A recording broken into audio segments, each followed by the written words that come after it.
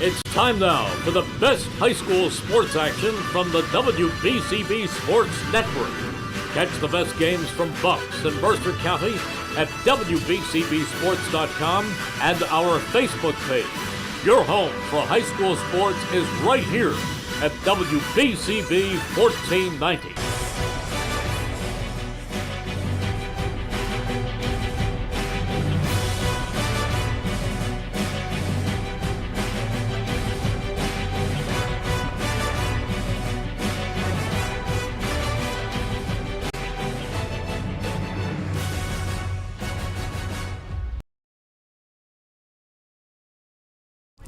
Good afternoon, and thank you for joining us right here on the WBCB Sports Network.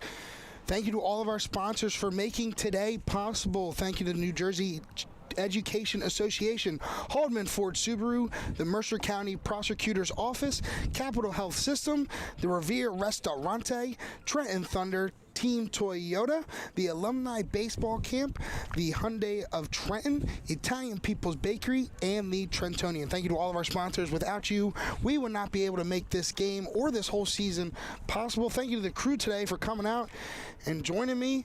Fish, how you doing today? Oh, Gus, couldn't be happier, man. Here with an all-star crew. Got everything going on. Got Tom Argiola here just walking by. Just excited, man. It's state tournament baseball. It's the second. I don't know if anybody has just heard me. My mic was down. State tournament baseball. It's exciting. It's everything you could ask for. Two Colonial Valley Conference teams going at it. Two good teams. And these two schools are kind of kindred spirits, Gus. I don't know if you know this, but before Robbinsville came into existence earlier this century, like in the 2000s sometime, the kids from Robbinsville went to Lawrence. So there are actually Robbinsville residents and products who are rooting against the Ravens today because Lawrence is their alma mater. Oh my God. Kind of interesting, I thought. So anyway, this is a rematch of opening day when Lawrence took a 2-1 win over Robbinsville, and that kind of looked like an upset at the time considering Cardinals' bleak history. That was merely a sign of things to come, as you know, Lawrence has pretty much been the talk of Mercer County this year. Jimmy Mayer's working his usual magic. He's revitalizing yet another program after he had success at Florence, at Hamilton West, where he won a state title, at Nottingham, where he won a sectional. Mayer has guided Lawrence to its first winning season since, can you believe it's 1997? Oh my gosh. I was born in 97. Well, there you go. You know, I guess this is what you call full circle. Jimmy will be the first to tell you that the talent was already there. And maybe it was, but you still needed a guy that could come in and own that talent. And this guy's a veteran baseball man. He's got good instincts on what players can produce. And that's why he's not, unlike a lot of coaches, he's never had a problem playing freshmen who he thinks can contribute. And this year is no exception. He has three of them in the starting lineup: Deacon Moore, Aiden Crowley, and Drew Dobkin. Also, two sophomores playing today, including our pitcher Connor Crowley. And Gia Brogel is, I think, the only senior in this. Was it Gia Brogel or who is it? He's the only senior in the starting lineup today. So I mean, this team is young and they're good. They're hitting exactly 300 as a team. Pitching-wise, an excellent 2.75 ERA. Deacon Moore, who we already mentioned, is only a freshman. He's hitting 500. 19 RBIs. Him and Brogel, they set the table for Lawrence. They have a combined total of 26 stolen bases. And the heart of this lineup is dangerous. Number 3 guy, Robert Kelly, got 2 doubles, 3 triples, 3 home runs, 17 RBIs. Cleanup man, Teak Toto, batting .431, 5 doubles, 3 triples, a team high 24 RBIs. And number 5 man, Kellen Moore, is at .299, 5 extra base hits and 21 RBIs. So if one of those guys doesn't drive you in, the next one is. Somebody's going to get the job done. Crowley has been outstanding as the number 2 pitcher behind Kellen Moore. He's a sophomore. He's 5-1, 2.21 ERA, 52 strikeouts in 31 2/3 innings. It's his 12th appearance. It's just his 4th start. So we'll see how he responds to this state tournament pressure. Now you look at the 12th seeded Ravens. Now, the good news for them is they lived to play another day by surviving an unbelievable 13-inning marathon on Monday in a game that was scoreless for 12 innings, and Robbinsville pushed 2 across in the 13th for a 2-0 win over 5th-seeded Burlington Township.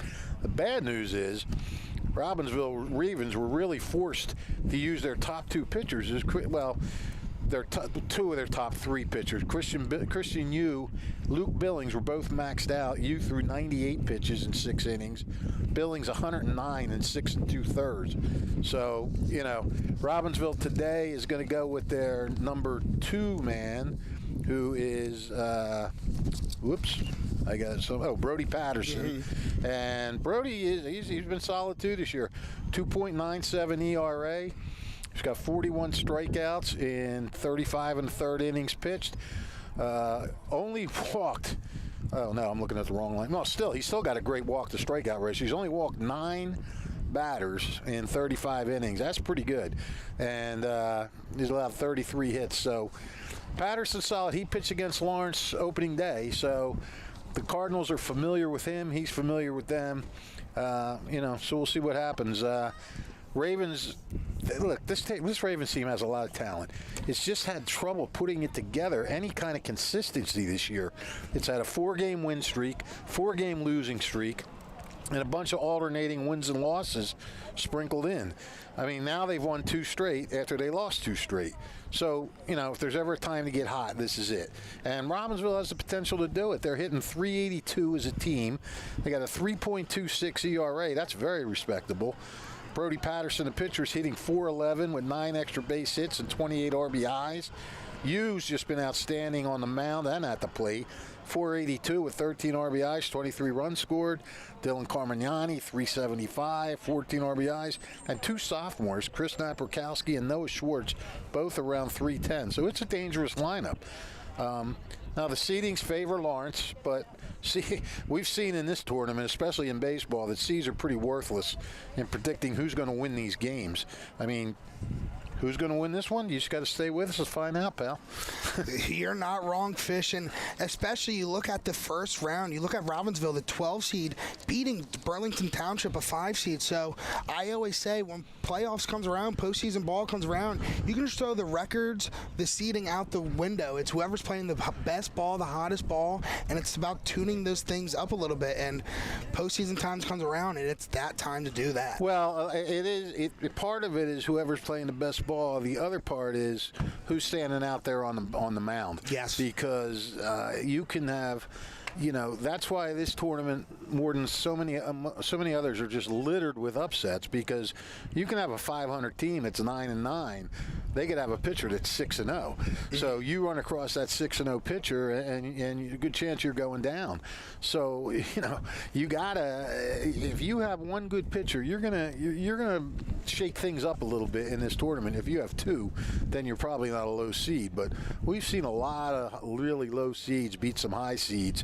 I mean, Mayer did it about 5-6 years ago in Nottingham. He took this young Nottingham team with 3 freshmen, and they went out and beat top-seeded Steiner in the first round of the state tournament. Oh, yeah, absolutely. So, anything can happen. And you just look at, the Mercer County tournament that just happened. It was Allentown versus Hunt in the championship. That was a 4 seed versus 6 seed. Right. So that's the parity of the towns of the county this year. Yeah. And, what it's like the rest of the state, it's hard for us to say because we don't see it. We know what we read and what we see in the paper and everything and online, but on the field we don't really know how good or if there's parity or whatever. But I know that in Mercer this year there was a heck of a lot of parity, and now we have 2 Mercer teams, and the winner of this very possibly could get another Mercer team because they play the winner of top-seeded Steiner against Matawan, which that game's starting at 4-2. And I'll tell you what, you never like to play a team twice. The fun thing about the state tournament is that you get to see other teams. Mm-hmm. But it would almost, Matawan has a stud number 1 pitcher.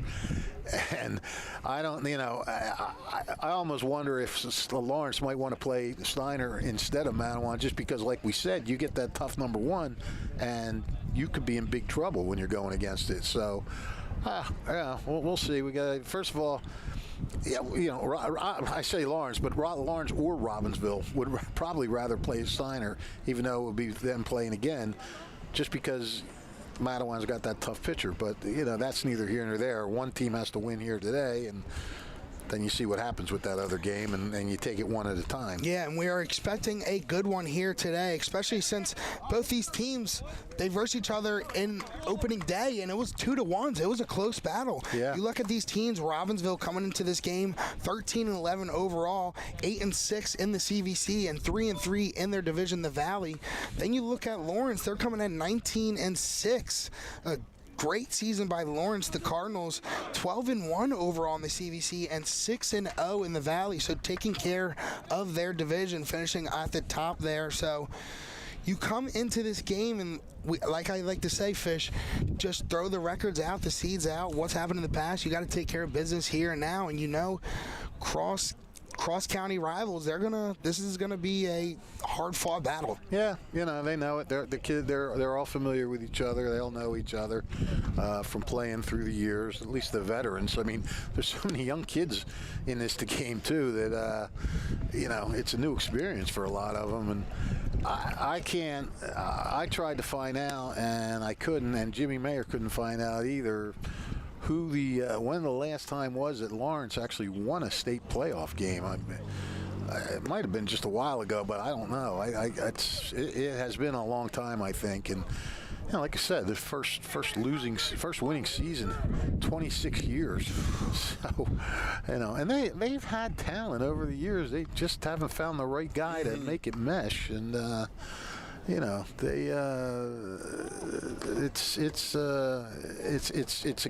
a good mix right now. You got hungry young players, some good savvy veterans that have been around, and they're hungry to win, and you got a coach that knows how to win, and but like I said before, this Robbinsville team, they're a dangerous, they're only 2 games over 500, but they have talent. That it's a lot of talent. It's just a matter of getting things together and getting on a roll. And like you said, you want to be playing your best ball now. And I don't think Robbinsville has played their best ball yet, and I think they want to get that going in this state tournament. And we'll see what happens. We saw them against Notre Dame, and they gave Notre Dame a game up until the 6th inning, and then the Irish blew it open. Oh yeah. But it was, they can hang in there. They just, I guess it's just a matter of focusing and just doing the right thing. But hey, we're ready to roll, pal. We are ready to roll, like you said, Fish. The rules have been spoken. The teams IO are done. First pitch is upon us, and coming to the plate for Robbinsville is the leadoff man, shortstop number 8, Luke Billings. I'll tell you what, I love Robbinsville's uniform, the black with the red pinstripes. Oh yeah, you like that? I like the all-black look, I really do. Okay. Well, I'm sure Robbinsville will be happy to hear that. I do like Lawrence's, though. I'm sure Lawrence will be happy to hear that. They aim to please you, Gus. I know. I'm a big stickler on uniforms, too, but I always thought red is a great choice for a color, so. That's why I wore my Phillies red hoodie for you today. Looking great for me, Fish. Looking great as normal. So did we get Darnell on the broadcast, or what? Darnell, you with us? Do you hear me? Oh, We you don't hear have you, headphones, Darnell. but you have. Okay, yeah, we hear you. I'm here. Darnell Turner joining us in the booth/table. There's a foul ball. I guess you better watch where you park. Hope my around car here. is safe in the parking lot. Yeah. So Billings runs this count 2-2 after starting this count 0-2. I see they have a section of the parking lot taped off. That must be VIP. Nice pitch. As that one swung on and missed, but it's a drop third strike. So Dobkin has to throw it to first and gets it for the first out of the inning. I don't think that's VIP. I think that's WYC. Watch your car. Well, they have those signs over there. It says park with your own. Yeah, I think maybe that's why they put the yellow tape up, just to tell people stay out for your own good. So now up to the plate for Robbinsville, center fielder number 7, Noah Schwartz. Schwartz swings and fouls that one out of play for the first strike of the at-bat. Schwartz is also a pretty good pitcher. I was wondering if he might throw today, but The number 2 man is Hopkins, so. Or Patterson, excuse me. And come postseason time, Fish, you can't have enough arms. No. As that one is skipped in the dirt, or actually I should say the turf. Skips in there short of the plate for ball 1. Schwartz batting .308. He's got 9 RBIs, 21 runs scored. Good production in that second spot, 13 walks. Swung on up the middle, as that's going to get through. As Robbinsville gets the first hit of the day. As Schwartz is in there with a single. Schwartz is good. Nice, took a pitch, just swung nice and easy, right back up through the middle. Got a pitch he could handle and work with it. So now to the plate for Robbinsville, second baseman, number 5, Christian Yo. You, thank you. You are welcome. As that first pitch to you is in there for strike 1, as that strike just nibbles the zone. You, as we mentioned, .482. Got a .625 slugging percentage. 8 doubles. 13 RBIs. He scored 23 times. I think they're calling a balk here. And yes, they are calling a balk. So All right. Schwartz is able to get second base for free. Not sure what exactly the reason was the balk. If I had to guess, I think it was he wasn't fully set after getting the sign. But besides that, I didn't see much. As usual, I was writing something down, so I didn't see it. Well, Crowley gets the sign, is set, and the pitch. In there low.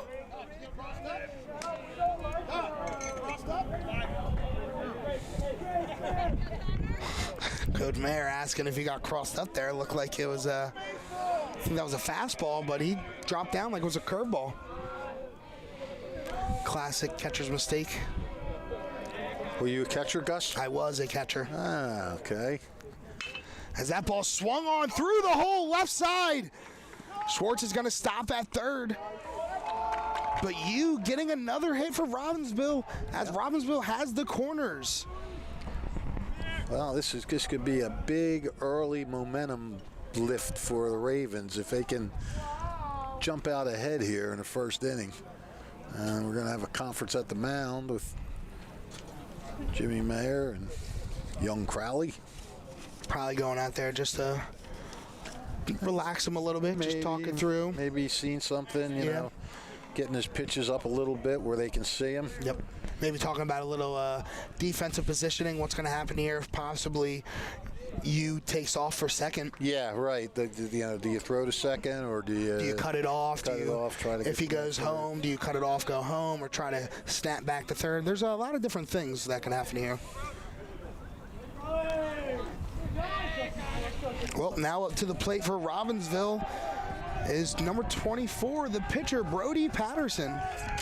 As you starts to take off but stops halfway, so he goes back to first. As that pitch is in low for ball 1 to Patterson. Patterson, 4'11". He leads the team with 28 RBIs. He's the guy you want up here now, and he's in this spot in the batting order for that reason. 1-0 There pitch. it goes. Down low in the dirt. As you is going to swipe the bag, so Patterson has 2 runners in scoring position here. Couldn't ask for a better start if you're Robbinsville. No, you could not. What would make it a really good start if he could get a hit here? Absolutely. 2-0 pitch to Patterson. Another ball low. I wonder, he might just be pitching carefully to him now, and maybe the old pitch around, seeing if you can get him to chase something. Yeah, bad. you do have a base open here. Right. So they are going to intentionally walk him. So they're going to give the free base to Patterson. So bases are going to be juiced for number 10, first baseman Dylan Carmignani. Yeah. Thank you. Yeah, he can shake things up. He's got 8 doubles, driven in 14. He's a .375 hitter.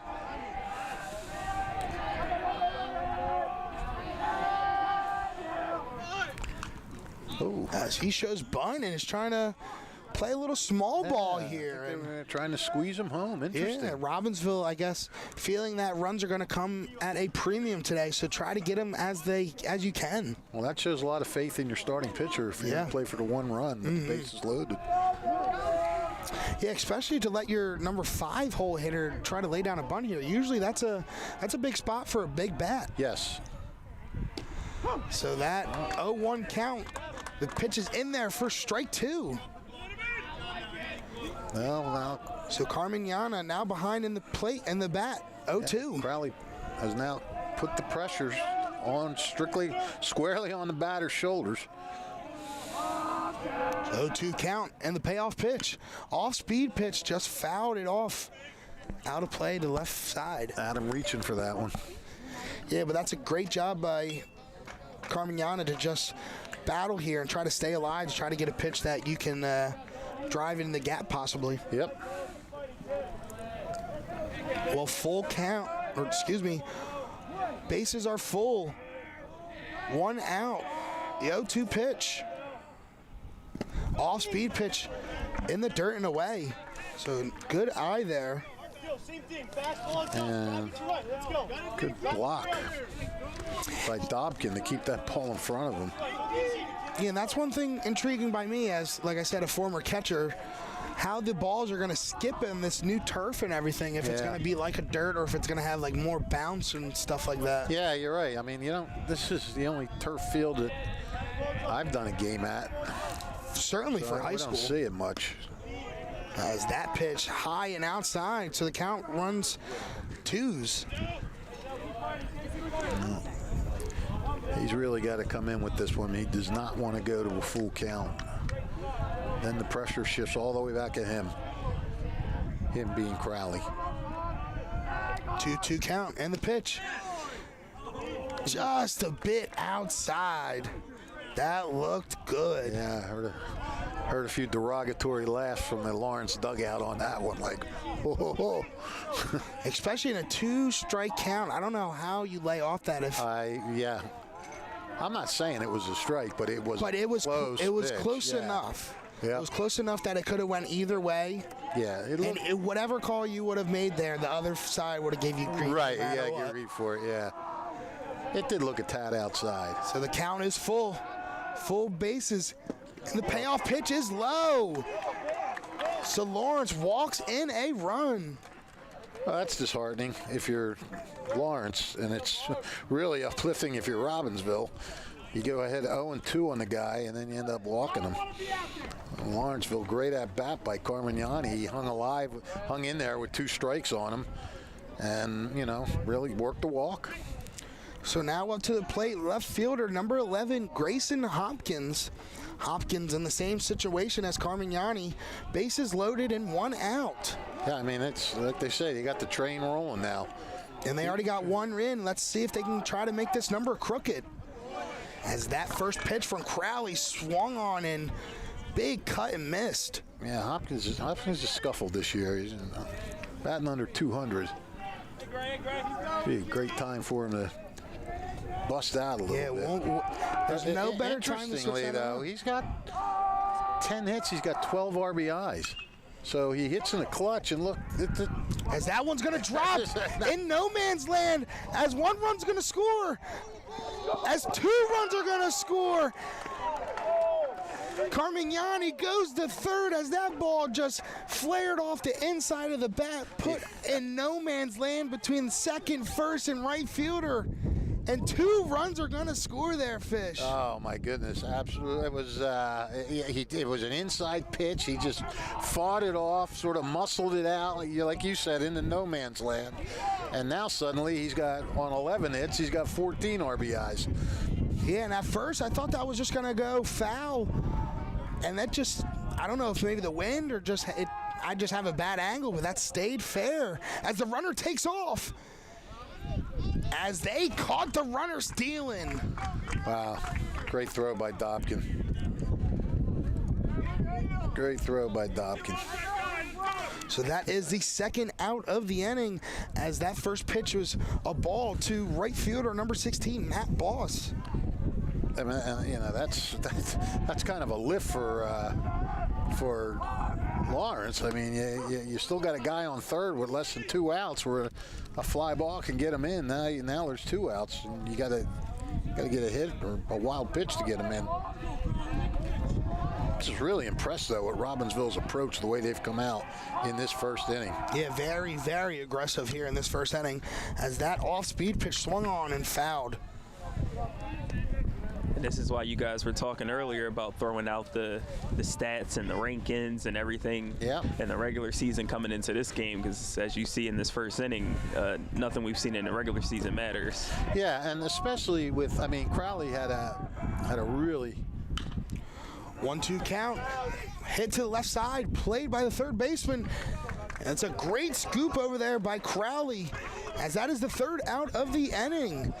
As we are going to go to the bottom of the first, as Lawrence has a quick deficit, 3-0 here on the WBCB Sports Network. Parents, if you want your child to learn from professionals of baseball, then the Alumni Baseball Camp is perfect fit for you.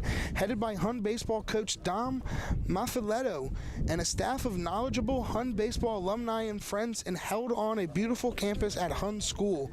The camp is open to boys and girls from ages 8 to rising 9th graders. 2 sessions, July 24th through the 28th and July 31st through August 4th. Your child will learn the comprehensive skills of baseball, competition, and sportsmanship. There's a 3-to-1 player to coach ratio, fundamental skill station, and daily awards, including a Camp World Series lunch is also included. For more information, visit their website at alumnibaseballcamp.com. This is the premier baseball camp in Mercer and Bucks County. The Italian People's Bakery is proud to support high school sports on the WBCB Sports Network. Visit them at their signature location at 63 Butler Street for their finest rolls, deli meats, and pastries. Drive by to smell that homemade bread made daily, or have them cater your next party or affair. The Italian People's Bakery, located on 63 Butler Street, is the place to go for the best hoagies on Sunday afternoon and the finest dessert trays for your special get-together. Visit them once again at 63 Butler Street in Chambersburg. The Italian People's Bakery since 1936. Well, Fish, that was an eventful top of the first there by Robbinsville. Just absolutely putting it on Lawrence defense, putting guys on, getting them running, and just putting balls into play. Exactly. They were aggressive. They got up early, and then they continued to play aggressive. They got a little over-aggressive when they got thrown out. But I'll tell you something, that kid, Fred Tompkins, for a freshman, he's got an arm. He can play. You'll appreciate him as a former catcher, Gus. Oh, yeah. I love the pop time is one of my favorite things as a catcher. But we look at Lawrence coming into the bottom of the first here, already down 3-0. Like we said, 19-6 on the year, 12-1 in the CVC.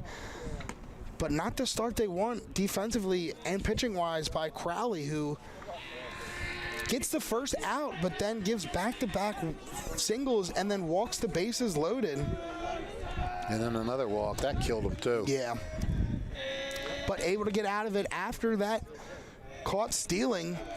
So now looking at Lawrence here in the bottom of the first, leading off center fielder number 7, Gio Brogel. We have Brody Patterson pitching for the Robbinsville Ravens. And they're going to want to get some innings out of him after using 2 of their guys for 6 innings plus on Monday. But he does have some other good arms to back him up. Noah Schwartz and Carmignani, they've done a nice job on him now. So the 1-0 pitch there, low for ball 2.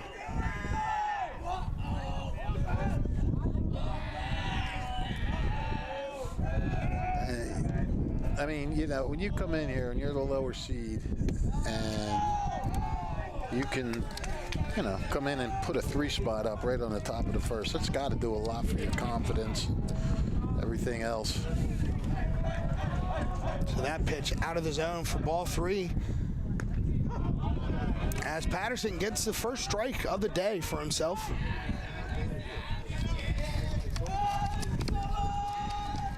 So Patterson with the 3-1 count.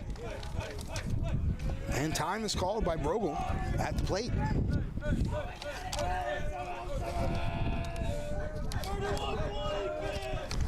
So 3-1 count. And the pitch. In there, strike 2. So the count is full.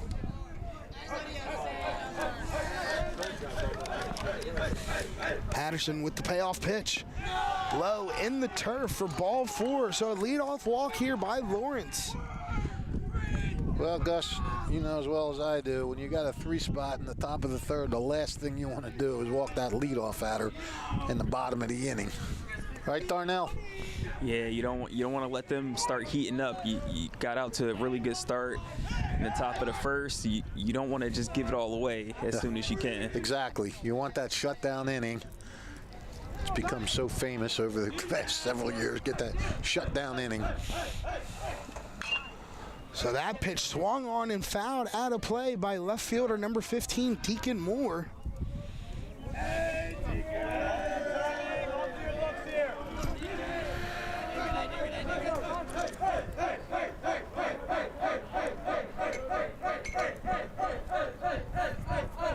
That's Lawrence, in case you can't tell. I was the 0-1 pitch low for ball 1, and I was just about to say something after the pitch. I love how even though they're down by 3 runs, they have the energy still trying to pick things up and try to make the tables turn. It's too early not to have energy. You still got all your outs left. 21 outs left.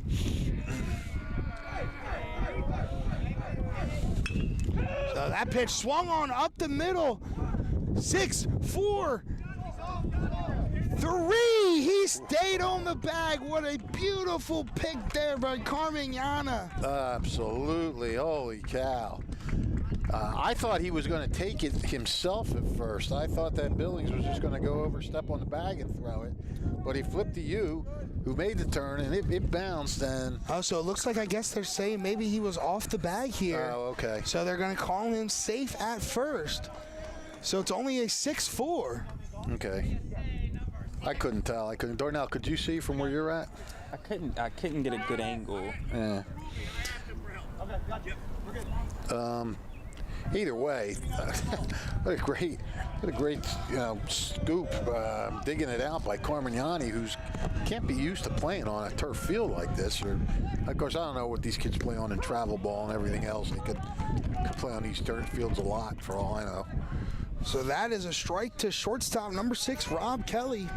And no, you're right, Fish. Travel time comes around, Legion ball, a lot of that stuff. They're starting to do the transition to these turf fields, a little bit easier maintenance and stuff. So they definitely played on the turf before, just probably not in a high school game. Yeah.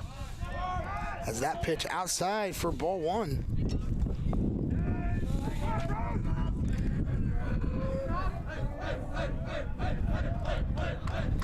A 1-1 count.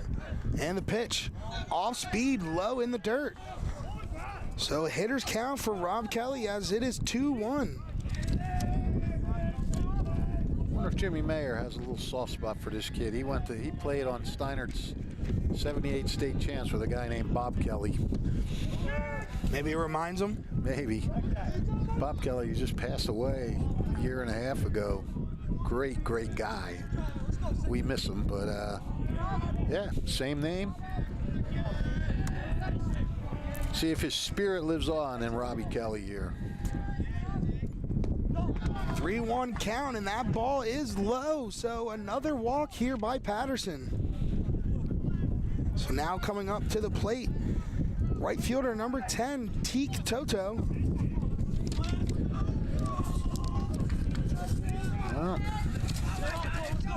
This is definitely not what you want to see if you're Mike Kinsella, the Robbinsville manager.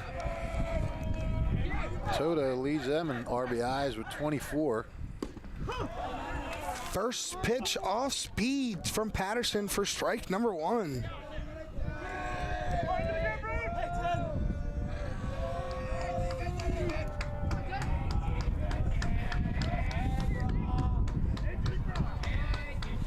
The 0-1 pitch outside for ball 1.